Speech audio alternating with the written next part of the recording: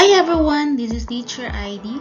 I'm glad to present to you the easy to understand math lessons for grade 3 learners.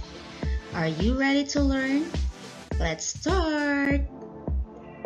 Ating pag-aralan ngayon ang unang aralin sa unang quarter. Ito ay ang pagpapakita ng bilang visualizing numbers.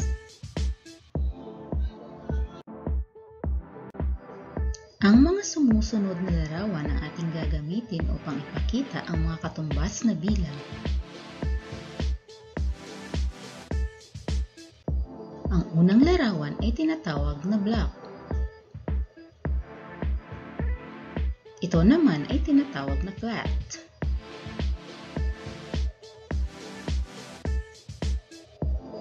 Ang kasunod ay tinatawag na long. Ang panghuli ay tinatawag na square.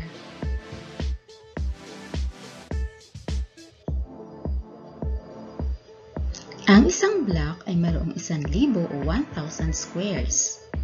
Mayroon itong 10 o 10 flats.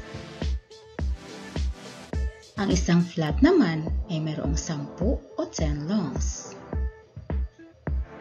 Samantala, ang isang long ay mayroong 10 o 10 squares. At ang ibig sabihin ng isang square ay 1 o 1. Para sa karagdagang kaalaman, maliban sa block, flat, long at square, ang mga bilang ay maaaring ipakita sa pamamagitan ng number disc,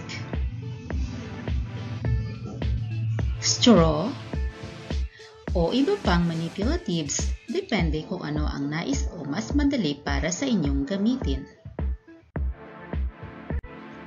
Ngayon ay tuturo ko sa inyo ang paggamit ng block, flat, long at square. Ang inyong nakikita ay tinatawag na place value chart. Sa bawat place value ay lalagyan ko ng larawan ng block, flat, long at square upang lalo ninyong maintindihan ang gamit nito.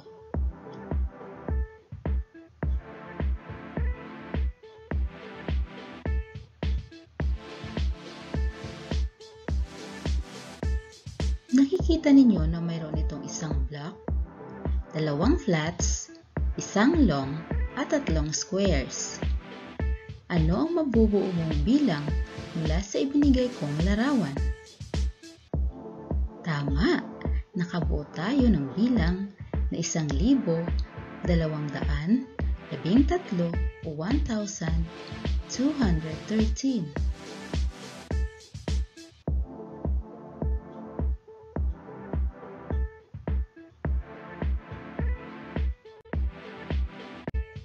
Kalawang halimbawa, mayroong 2 blocks, walang flat, 2 longs, at 2 squares.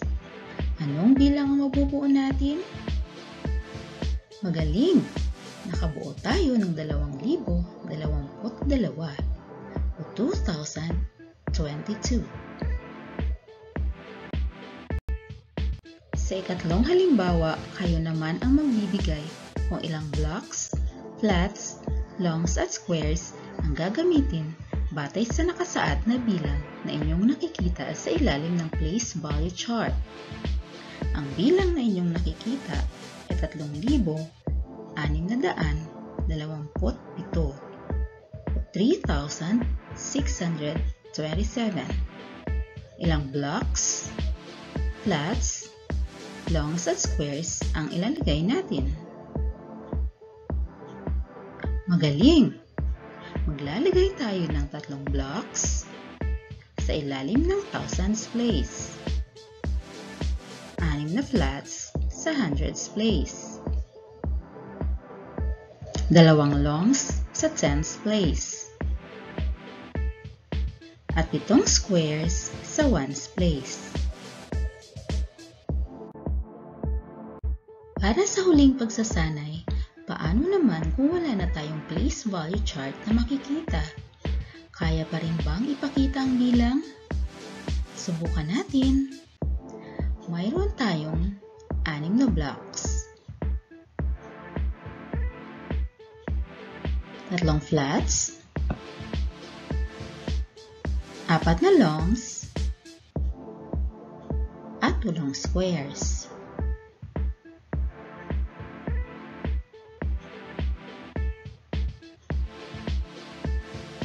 Anong bilang ang mabubuo natin?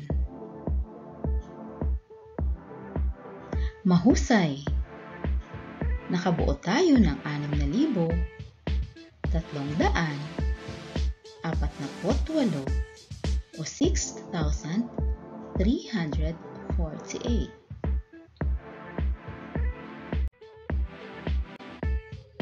To generalize our lesson, ito ang mga dapat ninyong tandaan sa araling ito.